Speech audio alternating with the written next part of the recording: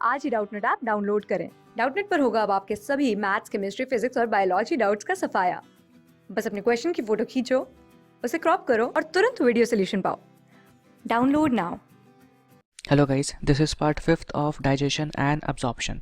हम पढ़ रहे थे डाइजेस्टिव ग्लैंड्स के बारे में। सलेवरी ग्लैंड पढ़ लिया था, गैस्ट्रिक ग्लैंड्स पढ़ लिया था, लीवर के बारे में पढ़ लिया था और अब बारी थी पैनक्रियास की।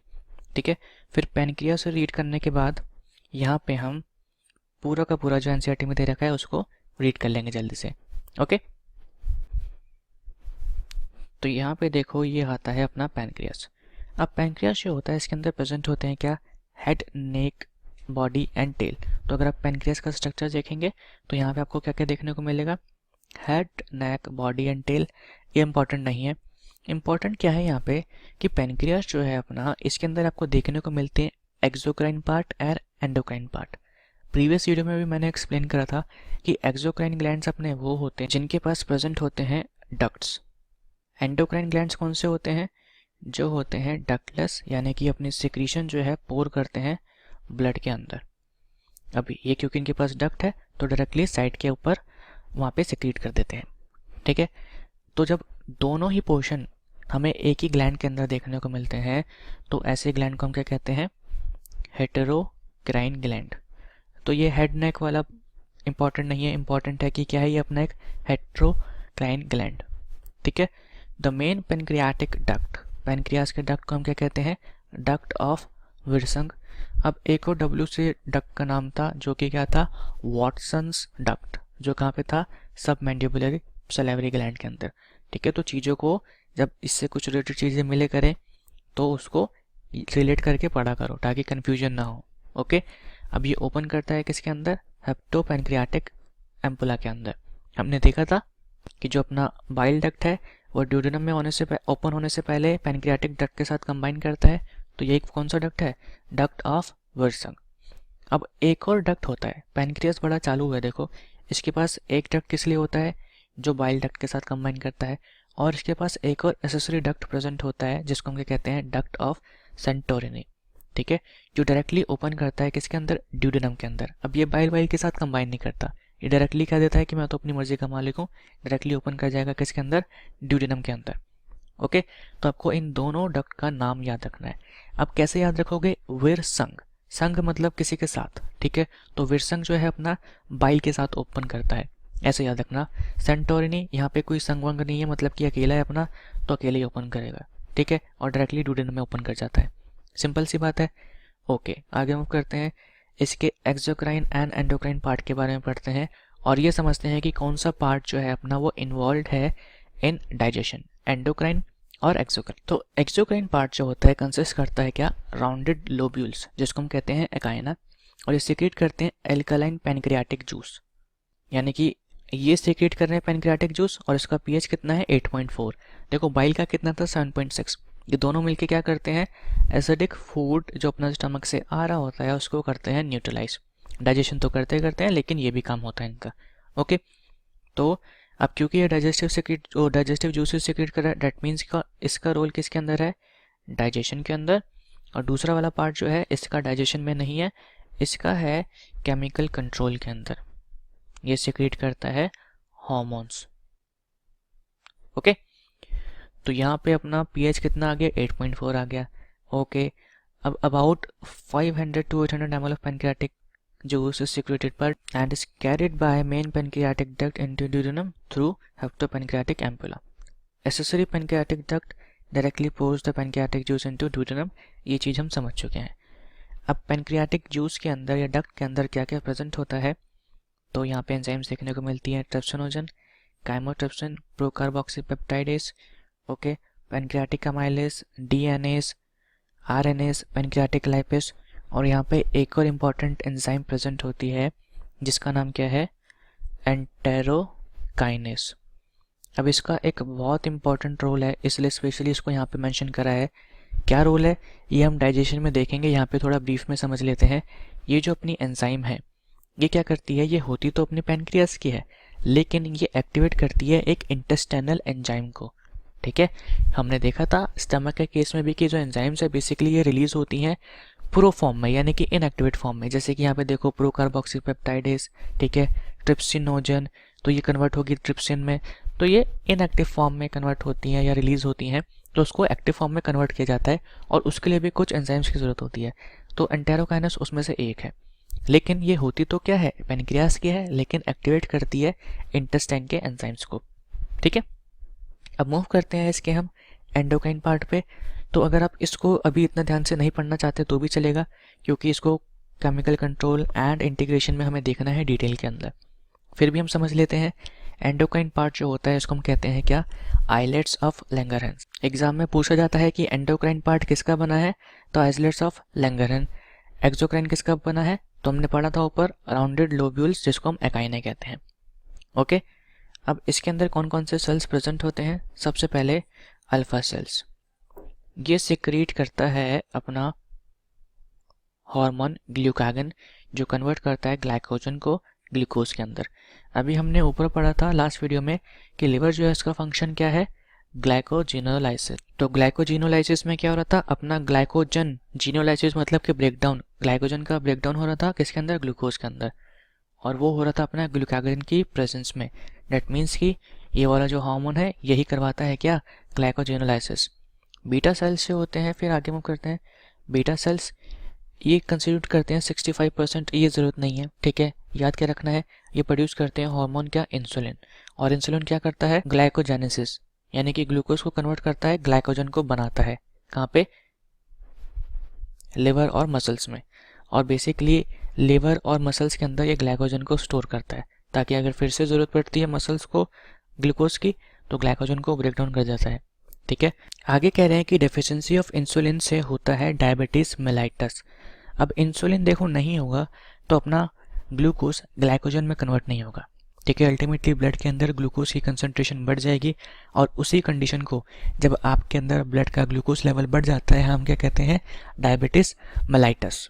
तीसरा सेल यहाँ पे प्रेजेंट होते हैं डेल्टा सेल्स, ये सिक्रीट करते हैं हार्मोन सोमैटोस्टैटिन, ठीक है, और सोमैटोस्टैटिन का फंक्शन क्या होता है, ये इनहिबिट करते हैं secretion of glucagon by alpha cells, ठीक है, और साथ ही साथ इंसुलिन का बाय बीटा सेल्स, यानी कि कहीं ना कहीं इनका रोल किसके अंदर है, सिक्रीशन के अंदर है, और साथ ही साथ ये ग्रोथ हार्मोन की सिक्रीशन को भी इनहिबिट करते हैं। तो ये तीन सेल्स तो आपको याद होने चाहिए, एग्जाम में मोस्टली इन तीनों सेल्स के ऊपर ही क्वेश्चंस आते हैं। डी दे रखा है यहाँ पे क्या, पैनक्रियाटिक पॉलीपेप्टाइड सेल्स, तो ये कह रहे हैं ये सिक्रीट करते हैं क्या, पैनक्रियाटिक पॉलीपेप्टाइड, जो इनहिबिट करता है रिलीज ऑफ पैनक्रियाटिक जूस, ठीक है, यानी कि अपना जो ये वाला जूस था इसके सिक्रीशन को कौन कंट्रोल कर रहा है, एंडोक्राइन पार्ट, और कौन सा सेल, पैनक्रियाटिक पॉलीपेप्टाइड सेल, ठीक है, तो उसको याद रख सकते हैं, लेकिन एग्जाम में इसके बारे में कम पूछा जाता है, इसको एफ सेल्स से पूछा जा सकता है क्योंकि ये थोड़ा मुश्किल हो जाएगा। ओके, तो यहाँ पे अपना पैनक्रियास होता है फिनिश, कूल। अब आगे मूव करते हैं हम इंटेस्टाइनल ग्लैंड्स के ऊपर। अब इंटेस्टाइन के अंदर दो टाइप ऑफ ग्लैंड्स हमें देखने को मिलते हैं, क्रिप्स ऑफ लाइबेकुन, ठीक है, जो हमें कहाँ पे देखने को मिलता है, ड्यूडेनम एंड इलियम वाले पोर्शन में, ये हमने डिस्कस करा था। फिर हमें देखने को मिलता है ब्रूनर्स ग्लैंड सिर्फ ड्यूडेनम वाले पोर्शन में, और ड्यूडेनम में भी कहाँ पे, ड्यूडेनम के सब म्यूकोसा में। ओके, तो ये ऐसे चीज़ों को रिलेट करके पढ़ना चाहिए। आगे मूव करते हैं, क्रिप्स ऑफ लुबिकुन कहाँ पे आकर कर रहे हैं, बिटवीन विलाई। ओके, हमने देखा था हिस्टोलॉजी में कि अपनी जो मिकोसल लाइनिंग होती है ऑफ इंटेस्टाइन ये बनाती है फोल्ड्स, जिसको हम कहते हैं क्या, विलाई। तो ये कह रहे हैं कि इसके सेंटर में यहाँ पे प्रेजेंट होता है अपना क्या, क्रिप्स ऑफ लिबिकुन। ओके, इसके पास प्रेजेंट होते हैं दो सेल्स, एक है पैनेट सेल्स, एक होता है अपना आर्जेंटेफिन। तो बेस पे हो सकता है यहाँ पे ये बेस पे प्रेजेंट होते हैं अपने पैनेट सेल्स, और साइड्स में प्रेजेंट होते हैं आर्जेंटेफिन सेल्स। ओके, तो पैनेट सेल्स का क्या फंक्शन होता है, ये सिक्रीट करते हैं लाइसोजाइम, और लाइसोजाइम आपको पता है वो क्या है, अपना एंटीबैक्टीरियल सब्सटेंस है। एग्जाम में बहुत बारी पूछा गया है कि Paneth cells of crypts of Lieberkuhn इनका क्या फंक्शन है। ओके, तो आपको ये याद रखना है। आते हैं हम आर्जेंटेफिन सेल्स पे। तो देखो, अब आर्जेंटेफिन सेल्स अपने दो जगह थे, कहाँ पे, एक स्टमक में और एक इंटेस्टाइन में। तो वहाँ पे उनका काम क्या था कि एक सेरोटोनिन रिलीज कर रहे थे, जो कि वैसोकॉन्स्ट्रिक्टर था। यहाँ पे क्या रिलीज कर रही है, सिक्रेटिन हार्मोन, ठीक है, और 5 हाइड्रोक्सी ट्रिप्टामाइन। अब ये तो किसी काम का नहीं है, इस एग्जाम में इससे क्वेश्चन नहीं आते। एग्जाम में क्वेश्चन आते हैं कि सिक्रेटिन हार्मोन का क्या रोल है, तो ये आपको मैं लास्ट में बताऊंगा, जहाँ पे हम पूरे जीआई ट्रैक्ट के हार्मोन्स जो होते हैं उनके बारे में डिस्कस करेंगे। ठीक है, नेक्स्ट है अपना क्या, ब्रूनल्स ग्लैंड, जो प्रेजेंट होता है कहाँ पे, ड्यूडेनम में, और कहाँ पे, सबम्यूकोसा के अंदर। ये सिक्रेट करते हैं एंजाइम्स एंड म्यूकस। अब secretion of intestinal glands is called intestinal juices and succus entericus. तो अपने जो ब्रूनल्स ग्लैंड है एंड क्रिप्स ऑफ लिब्रोकुन है, ये सारी चीज़ें तो सिक्रेट करते ही करते हैं, लेकिन साथ में सिक्रेट करते हैं क्या, कुछ एंजाइम्स भी। और इन सारे सिक्रेशन को उसके एंजाइम्स के साथ मिला के हम क्या कहते हैं, इंटेस्टाइनल जूस और सक्सक्स एंटेरिकस। ठीक है, मेनली क्या माना जाता है कि ब्रूनर्स ग्लैंड जो है, ब्रूनर्स ग्लैंड, इनका काम क्या है, म्यूकस सिक्रेट करने का। ठीक है, लेकिन जो अपने क्रिप्ट्स होते हैं इनका काम क्या है, इंटेस्टाइनल जूसेस और वी कैन से सक्सस एंटेरिकस सिक्रेट करने का। ठीक है, एग्जाम पॉइंट ऑफ व्यू से यही कॉन्सेप्ट एप्लीकेबल है, तो आप भी यही यहाँ पे समझ लो कि क्रिप्ट्स जो होते हैं अपने, ये सिक्रेट करते हैं इंटेस्टाइनल जूसेस। क्योंकि यहाँ पे तो क्या लिखा है कि पैनेट सिक्रेट कर रहा है एंटीबैक्टीरियल सब्सटेंस और आर्जेंटाइफिन सिक्रेट कर रहे हैं क्या, सिक्रेटिन हार्मोन्स। तो ऐसा होता है, लेकिन ये साथ में सिक्रेट करते हैं क्या, कुछ एंजाइम्स भी, और ये सारी चीज़ें मिलकर क्या बना देती है, इंटेस्टाइनल जूसेस। इंटेस्टाइनल जूस का पीएच भी कितना होता है, 7.6। ओके, तो पीएच कैसे थे, 7.4, 8.4 और मेरे ख्याल से 8.6 था, देन अपना 7.6। डेली सिक्रेशन कितना है, 2000 to 300 ml। अब मैंने आपको ये ऑलरेडी बताया था कि चाहे कोई भी जूस हो, हर जूस के अंदर 99% तो वाटर प्रेजेंट होता है, बाकी के 1% में और सारी चीज़ें और एंजाइम्स होती हैं। ठीक है, तो यहाँ पे सारी की सारी एंजाइम्स दे रखी हैं, तो ये सारी एंजाइम्स आपको आगे भी देखने को मिलेंगी, तो उसको हम आगे अच्छे से देखेंगे। अब इन्होंने यहाँ पे एक एंजाइम हो सकता है आपकी नज़र पड़ गई हो, एंटेरोकाइनेस पे, ये मैंने आपको बताया था, इसको कौन सिक्रेट करता है, पैनक्रियास। ये एंजाइम यहाँ पे नहीं आएगी, हम आगे देखेंगे कि ये सिक्रेट कौन करता है, पैनक्रियास, किसके अंदर, इन मैकेनिज्म ऑफ डाइजेशन। ओके, तो अब हम क्या करते हैं, एक बार एनसीईआरटी का रीड ले लेते हैं, फिर उसके बाद स्टार्ट कर देंगे हम मैकेनिज्म ऑफ डाइजेशन से। ओके, तो यहाँ पे क्या कह रहे हैं, digestive glands associated with alimentary canal include salivary glands, liver और पैनक्रियास। अब देखो यहाँ पे हमने गैस्ट्रिक ग्लैंड्स के बारे में भी पढ़ा था, तो उन्होंने ये भी नहीं बताया, इंटेस्टाइनल ग्लैंड्स के बारे में पढ़ा था, तो उसका भी डिस्कशन नहीं करेंगे। ठीक है, लेकिन अब एग्जाम में उससे रिलेटेड क्वेश्चन आते हैं, फिर आप उसका आंसर कहाँ से करेंगे। ठीक है, तो इसलिए ये सारी चीज़ें पढ़ाई गई हैं, इसमें से जो भी इंपॉर्टेंट चीज़ें हैं जिसको बताया गया है वो एग्जाम में डेफिनेटली पिछली बारी पूछी गई हैं प्रीवियस ईयर के बेसिस पे। ओके, तो स्टडी करते हैं कि अब जो सलाइवा होता है अपना is produce by 3 pair of salivary glands. कौन कौन से थे, पैरोटिड, सब maxillary and sublingual. Okay, parotid जो था अपना कैसा था, लार्जेस्ट। पीएच सबके एक बारी लिखते जाते हैं, इसका पीएच कितना था अपना, 6.8 के आसपास, slightly acidic. Okay, these glands are situated outside the buccal cavity and secrete salivary juice into buccal cavity. ठीक है, सलाइवरी जूस का कंसंट्रेशन वगैरह मैंने आपको बता दिया है। नेक्स्ट यहाँ पे स्टार्ट कर दिया इन्होंने लिवर। लिवर जो है अपना लार्जेस्ट ग्लैंड है बॉडी का, ये बताया था, इसका वेट 1.2 to 1.5 kg। कहाँ पे सिचुएटेड है, एब्डोमिनल कैविटी में, जस्ट बिलो डायफ्राम, और प्रेजेंट होते हैं इसके अंदर 2 लोब्स। एग्जाम में कभी कभी क्वेश्चन पूछा जाता है कि लिवर के अंदर कितने लोब्स होते हैं, तो 2 लोब्स। ठीक है, वैसे ये क्वेश्चन यूजली लंग्स के साथ पूछते हैं, हमारे जो लंग्स होते हैं उसके अंदर 5 लोब्स हमें देखने को मिलते हैं, तो लंग्स के ऊपर बेसिकली ज़्यादा आता है ये।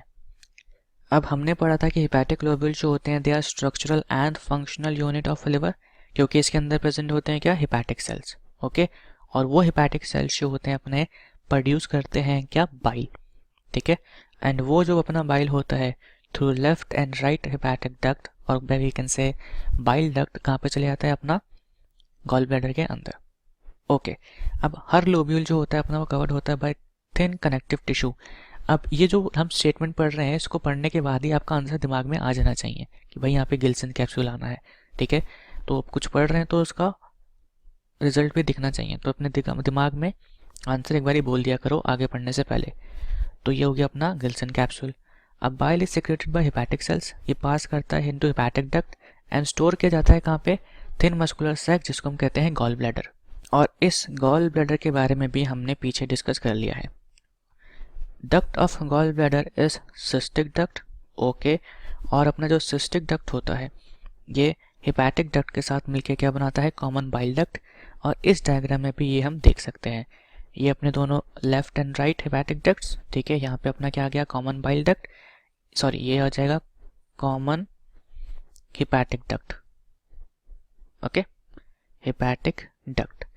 इसने इसके साथ मिलके, किसके साथ, सिस्टिक डक्ट के साथ मिलके क्या बनाया, कॉमन बाइल डक्ट।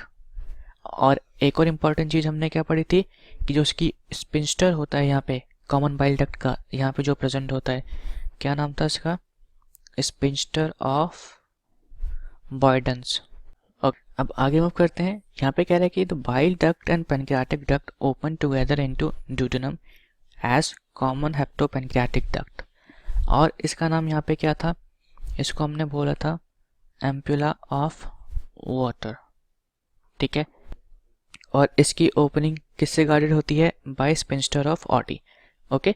तो अब यहाँ पे इन दोनों की जॉइनिंग पे प्रेजेंट है अपना स्पिंस्टर ऑफ ऑडी। अब एक और इम्पॉर्टेंट बात क्या, कि पैनक्रियाटिक डक्ट जो होता है इसके अंदर हमें देखने को मिलते हैं दो डक्ट्स, कौन कौन से, एसेसरी एंड मेन।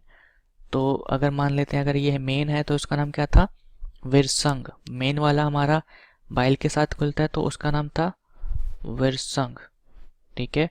दूसरा था अपना सेंटोरनी, तो आपको नाम याद रखने हैं।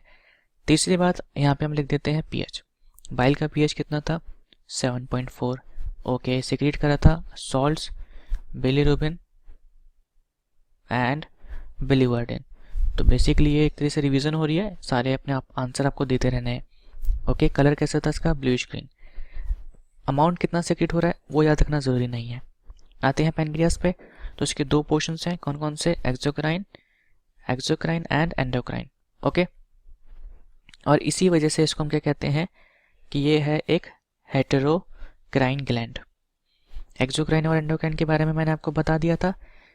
एंडोक्राइन जो होते हैं basically they are ductless gland, और एक्सोक्राइन के पास प्रेजेंट होते हैं डक्ट्स, ओके। ऑर्गन कहाँ पे सिचुएटेड है, between limbs of U shaped duodenum. तो बेसिकली होता क्या है, यहाँ पे अगर मान लेते हैं हम, जहाँ पे अपना स्टमक है इस तरीके का, ठीक है। तो स्टमक जो है अपना ओपन करता है ऐसे, यहाँ पे यू शेप्ड ड्यूडेनम में, तो यहाँ कहीं अपना प्रेजेंट होता है पैनक्रियास।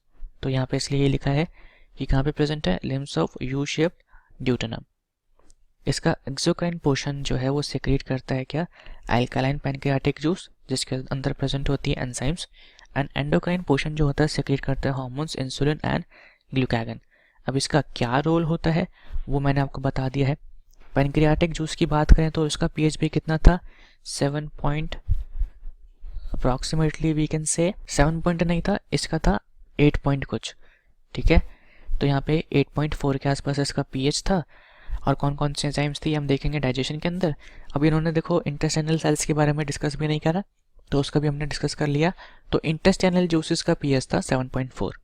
तो यहाँ पे आपको आंसर करते मतलब पढ़ते टाइम पीएच भी अपने दिमाग में सोचते रहना है ताकि आपको चीज़ें याद होती रहें, ओके। तो बेसिकली अब यहाँ पे अपना ग्लैंड्स वाला पोर्शन खत्म हो जाता है। नेक्स्ट वीडियो में हम स्टार्ट करेंगे डाइजेशन ऑफ फूड। अब डाइजेशन और फूड को भी हम वैसे ही स्टडी करेंगे जैसे हमने बाकी चीज़ें स्टडी करी है, क्योंकि इस चैप्टर में ऐसी बहुत सारी चीज़ें हैं जो उस बुक में नहीं दी है, एनसीईआरटी में नहीं है, लेकिन एग्जाम में उनको पूछा गया है। तो डाइजेशन ऑफ फूड आपके लिए काफ़ी इंटरेस्टिंग होने वाला है, इसको हम नेक्स्ट वीडियो में स्टडी करेंगे, ओके। इस वीडियो में इतना ही, थैंक यू सो मच।